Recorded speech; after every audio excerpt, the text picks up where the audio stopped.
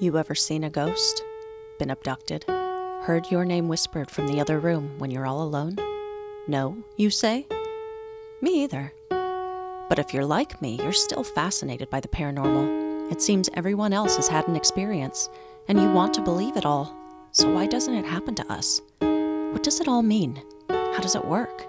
Is any of it real? Welcome to Paranorm Girl, a show that will attempt to answer these questions by taking the paranormal completely apart in search of proof. I'm not a blind believer, nor a hardened skeptic. I'm just looking for answers and willing to accept what I find. Before we begin today, be forewarned. Warning number 1. In the first episode, I mentioned we may have to stick our toes a teensy-weensy bit into the murky waters of conspiracy land at some point. That point has arrived. So, if you want to remain more on the paranormal side of my show and these lessons, skip this one. See you back here in 2 weeks. Warning number 2. What I am covering today is a very big conversation. The more you know, the more questions you have, the more rabbit holes you're led down, the more you realize how much you don't know.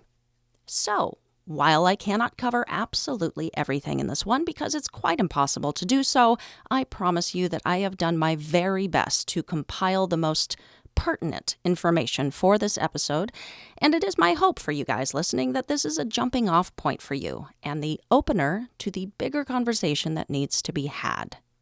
With that said, here we go. So what the hell is causing the Mandela Effect, man?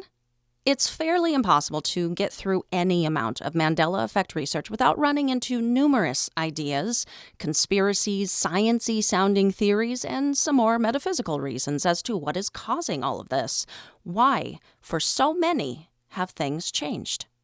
This conversation would not be complete without speaking at length about Cern. A lot of fingers get pointed at these guys, so let's just start there.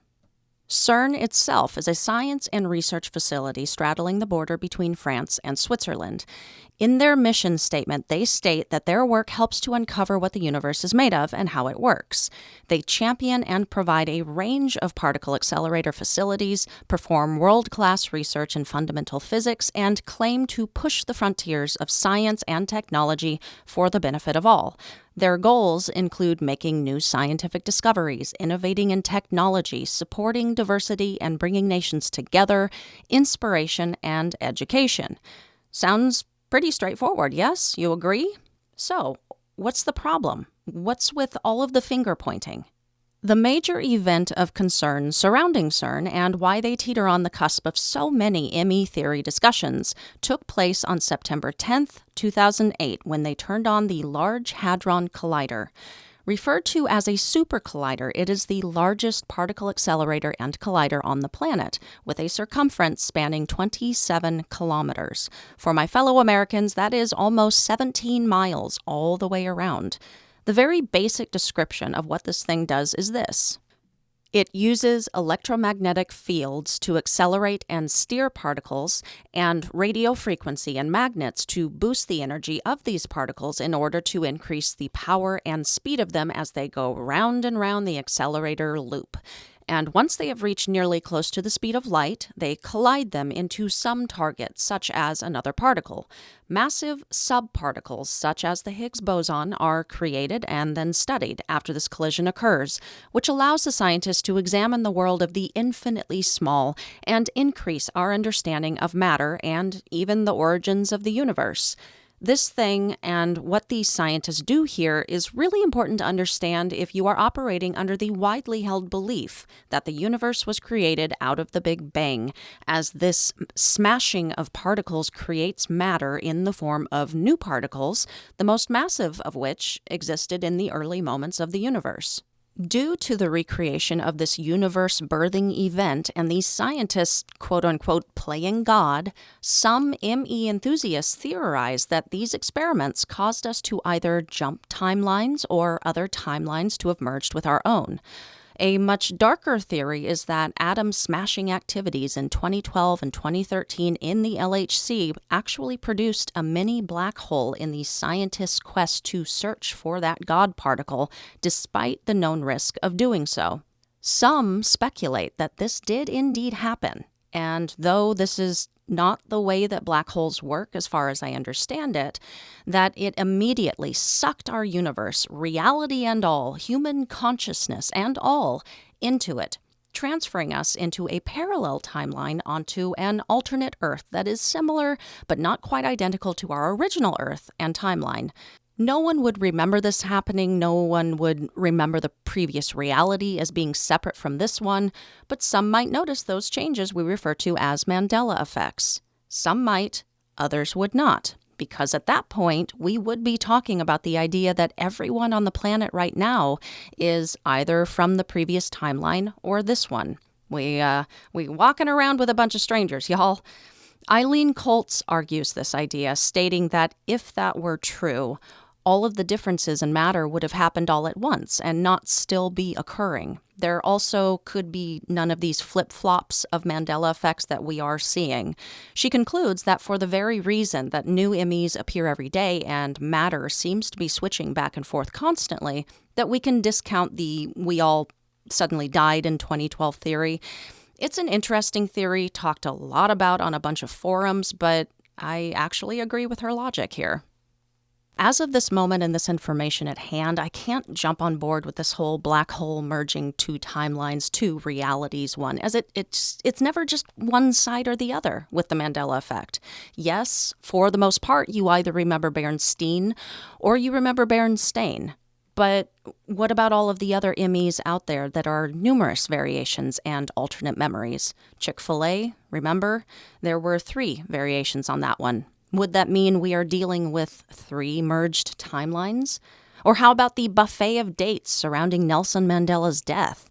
I've come across different actual dates, different times of year, different years.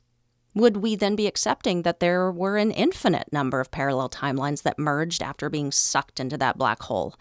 It's a fascinating theory. Does it hold any water?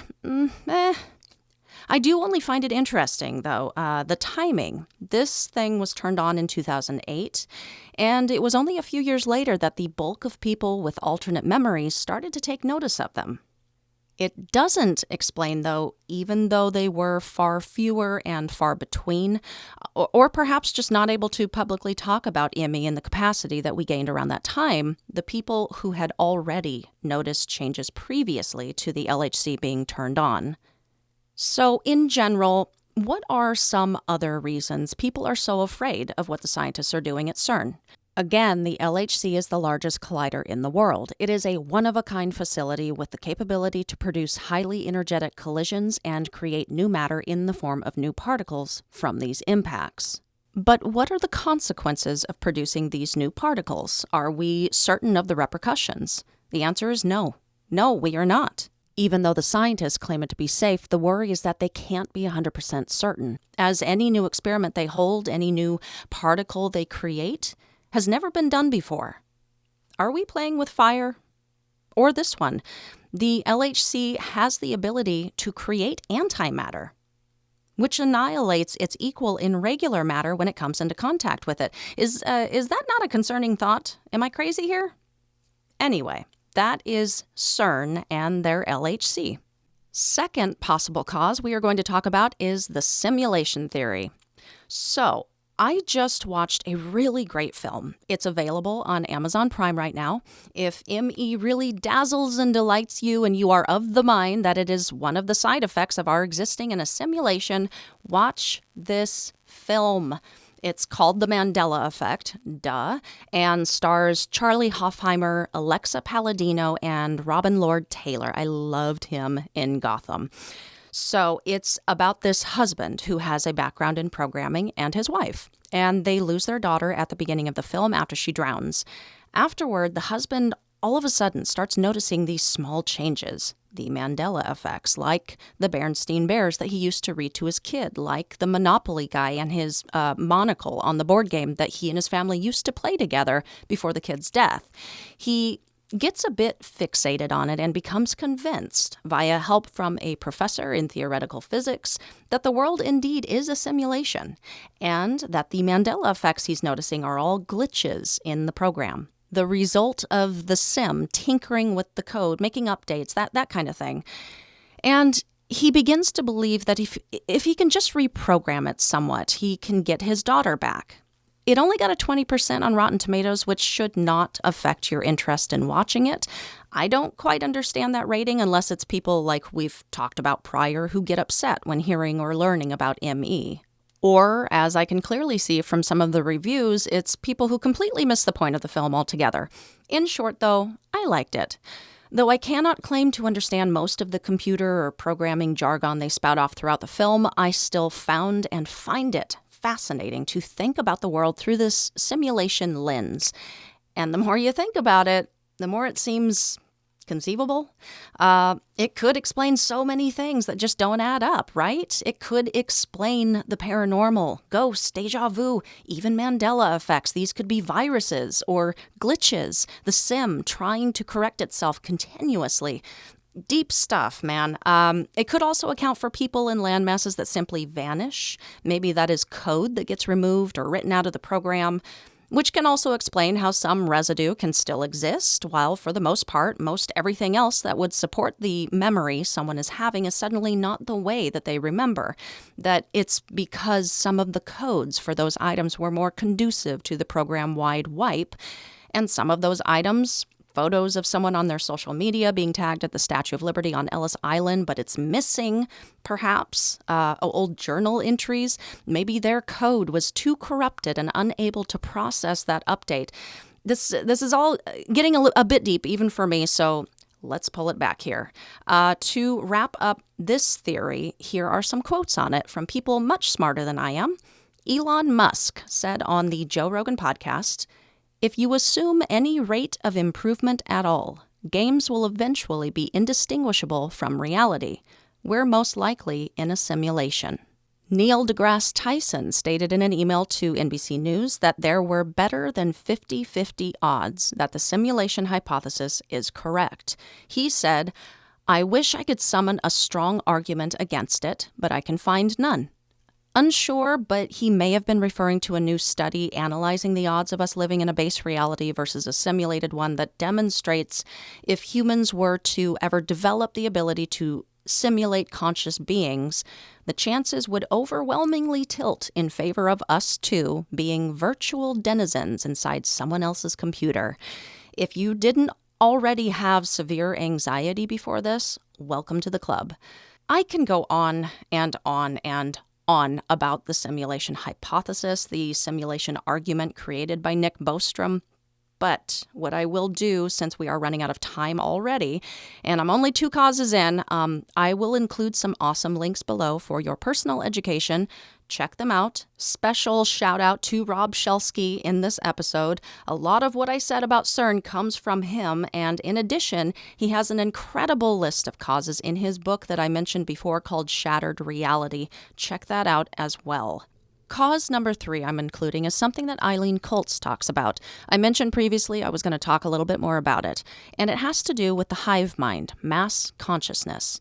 And if you are already an aware person and in the know of the current more spiritual ideas floating around out there today, such as law of attraction, Grabovoi numbers, the Global Consciousness Project, which works to demonstrate that massive human emotions on a grand scale, massive focusing of thought on a grand scale can actually affect the resulting data. The noted powerful effect that prayer can have, positive thinking can have, and marry that with the scientific ideas of superposition, demonstrated by the double slit experiment where a quantum system can exist in all possible states before a measurement of some sort is applied, collapsing the system into one singular state. Or the idea of retrocausality, which is where cause and effect can be reversed, i.e., not only is it things we do in the past that cause change in the future, but things we do in the present or future actually has an effect on the causing event in the past.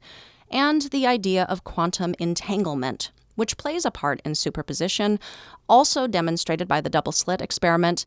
It's a phenomenon observed at the quantum scale where entangled particles stay connected even when physically separated, so that the actions performed on one of the particles affects the other no matter the distance between the two. For example, if the spin of one is reversed, the other will change its spin at the very instant of reversal, whether it's 2 feet apart or 2 light years apart. If you aren't drowning in a pool of your own brain goo right now and have heard about or understood any of what I have just said, then you can probably accept this third cause as conceivable. Ms. Koltz does a much better job than I'm about to explaining how she arrived at the idea that we and our focus is actually contributing to the changes we are seeing, but trying to keep it as simple as possible as I can right now. Due to the planetary, solar, and cosmic energetic and magnetic shifts that are occurring, add in the ideas of superposition, retrocausality, and entanglement as a contributing factor for how matter has and is created and edited, which is then influenced by the stronger waves of mass human consciousness, matter then may flow into states of material change. To sum it up, before my brain melts, I'm going to quote this next bit directly from her section of Mandela Effect, Friend or Foe. The Mandela Effect may very well be showing us it is literally mind over matter. I believe the collective subconscious human mind creates and edits matter constantly around us, and the natural energetic changes to our planet, solar system, and galaxy is changing our awareness of this process. So now we can actually see the process of creating and editing matter with our thoughts and feelings. Okay, this is a rough one. Very briefly, thank dog. I'm going to list the other causes I've come across in the research for this one before we move on to the final cause that I distinctly want to talk about. Other contenders include time travel, quantum computers, quantum immortality, vibratory universe, alien overlords. None of this is real and nothing actually exists. That's a fun one. Artificial intelligence. This is all but a dream. Alternate realities and parallel universes, which of course tie into some of the other theories. Quantum erasure. And the final contender on the list, which seems to have as much of a horse in this race as any of the others, is Satan. Okay. Let's bring it home now with the final possible cause for the Mandela Effect. And this is not up for debate. We are learning it all here and going to give this one a fair shake. Rob Shelsky be damned. False memory and confabulation. You guys remember not that long ago when I used the example of the telephone game to prove my very paranormal point on the Hat Man and Slender Man? I thought it was pretty clever. Hope you did too. Anyway, so yeah, I'm about to use it in order to support this very unparanormal idea that false memory is the cause of the Mandela Effect. Because it turns out your memory, the way you recall things, is a lot like the telephone game. Donna Bridge, a postdoctoral fellow at Northwestern University and lead author of the paper on a false memory study recently published in the Journal of Neuroscience, stated, "A memory is not simply an image produced by time traveling back to the original event. It can be an image that is somewhat distorted because of the prior times you remembered it. Your memory of an event can grow less precise, even to the point of being totally false with each retrieval." It's a little more well known today than it was even just a few years ago that when you are remembering an original event, you're not actually remembering said original event. You are remembering the last time you remembered it. Why?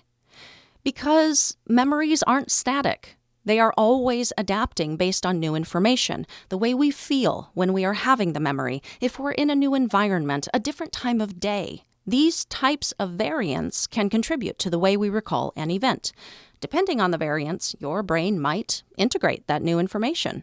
Memory mistakes are quite common, which is why eyewitness testimony can be considered very unreliable. Though the witness can seem and feel extremely confident that their memory is accurate, It is the very malleability of both memory and visual perception that makes eyewitness testimony one of the most unreliable forms of evidence and has been attributed to many wrongful convictions.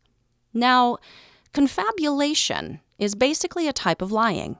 However, it is linked to many memory disorders because even though it is a partial or complete fabrication of a memory, the person retelling the memory actually has no idea that the memory is false. They aren't intentionally being deceptive and sincerely aren't aware that they are lying or misremembering.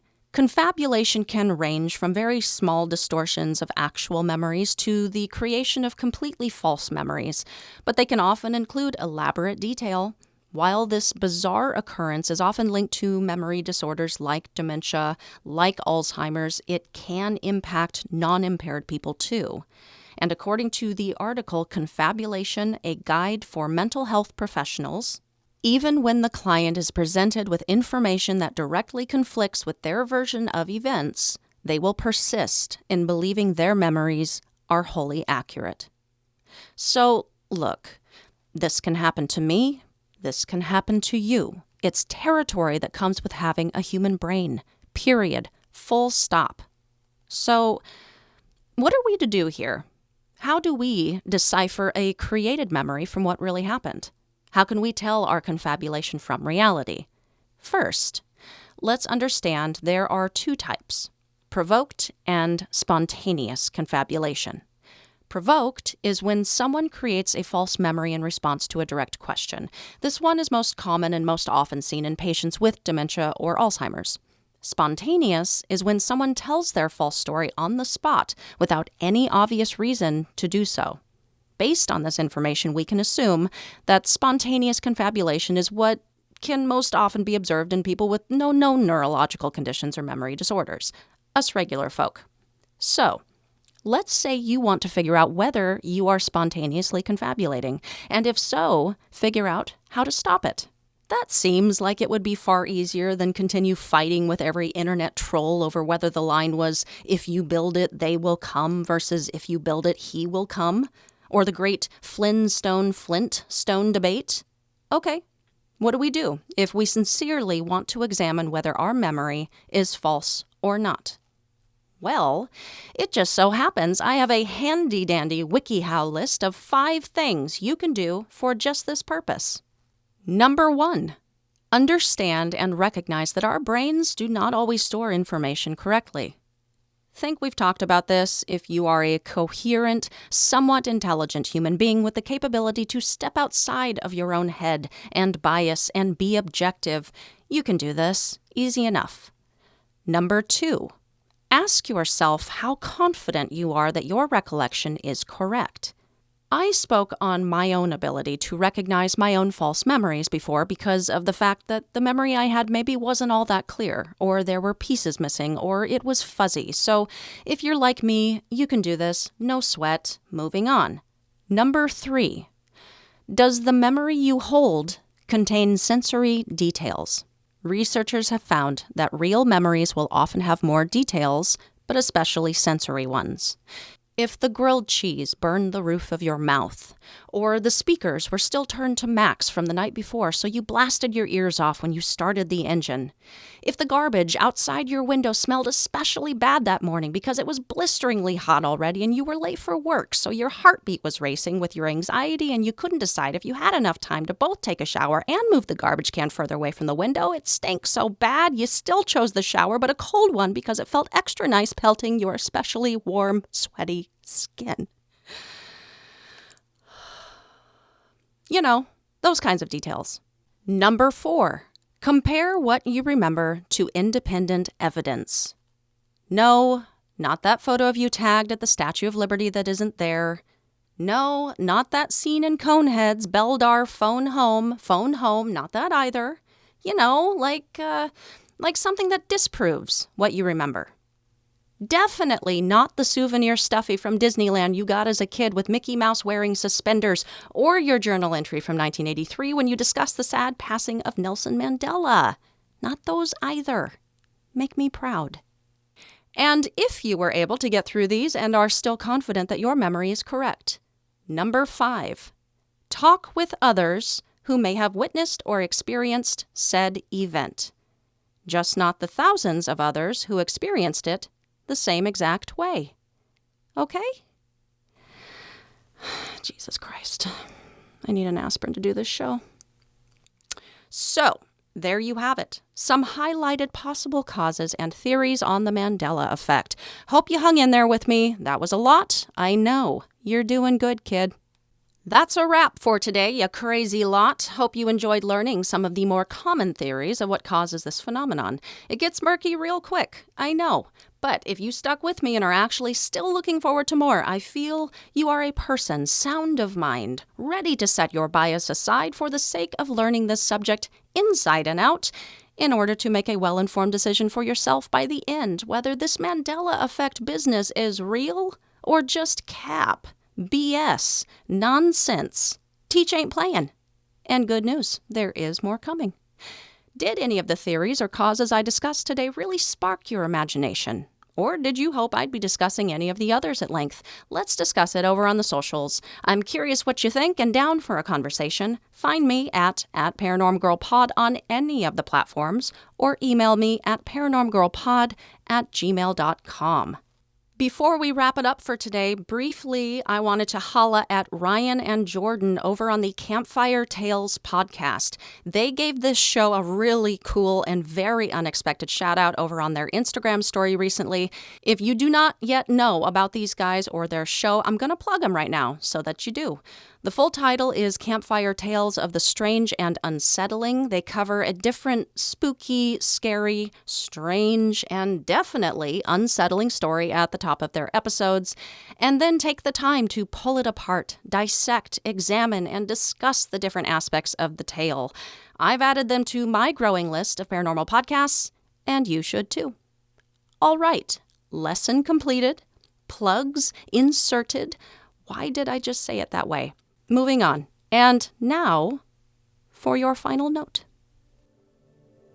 15 episodes in doesn't sound like a whole lot, but I've been doing this show since March, and that's a pretty good chunk of time.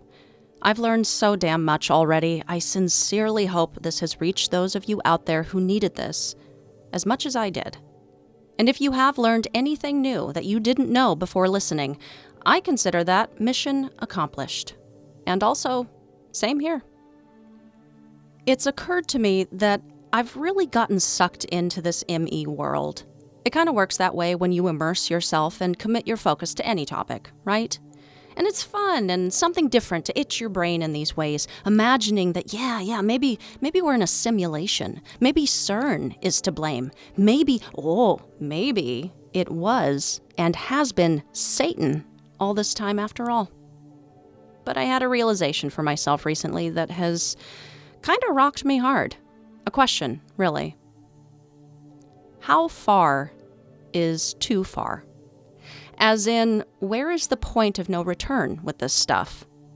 I find the personal accounts and stories I read and receive the most fascinating. There are details to them that make the entire story seem irreproachable, Like, one recounted memory is like a little dive down a microscope so we can look at the slice of this phenomenon between the plates. And then you see that there are others. More than just a few. And it's incredibly convincing. Yet still I fear contributing to the disinformation that runs rampant these days. I fear that even just mentioning on here, even to prove my point, a quote from a scientist, an excerpt from an expert's book, that just putting it out there will warp someone's own idea of the world, even though it's only meant to educate, to teach you more. So I may often reel it back in. Where do I reel it all into? Our base reality. Look around you, feel the floor beneath your feet, the cat on your lap. This is where we always need to return, to ground ourselves, to bring our minds back to quiet, back to the beginning. Because honestly, only when you have that stasis, that control in this experiment, do you have the ability to actually see the differences, and if there are any even. Because if we can't clear our minds of the confirmation bias and look around and agree that this reality that surrounds us, the thing that the majority of people agree is in fact reality, is real, well, that's when we start slurping ivermectin smoothies and mainline and bleach, folks. And I sincerely don't wish to contribute to that. So, here's your and my reeling back in. Listen to these episodes, smile, nod, agree even, and then turn it off and go about your day. Hug your kids, play with the dog, enjoy that pumpkin spice latte, take that internship, and call your mother once in a while for Christ's sake. Enjoy your life and find ways to embrace this thing we call our reality. Because as exciting as any alternative can possibly be, this is what we currently have to work with until we know better. And this can be something really special and incredible sometimes. And all of this is not to say you can't believe in the extraordinary, the paranormal. Hey, truth is often stranger than fiction. There are some unexplainable things out there. I know that to be true. But I guess I'm just saying, have a safe place to return to when it gets to be too much. I think if you can balance a sense of reality and an openness to the unexplainable equally, well, that definitely makes you a skeptical believer. And more, I'm thinking that may be the perfect way to be. Knowing that both the cold beer in your hand is real, but that the picture of the Statue of Liberty clearly on Ellis Island could possibly be real as well, with enough evidence to support it. To be that type of person in itself is unique and magical. You damn unicorn, you. Now, if you'll excuse me, my alien overlords at Cern are absolutely blowing up my phone. I supposedly have to shut down now for my update. So, until next time, stay safe, keep the nightlight on, and sleep with one eye open.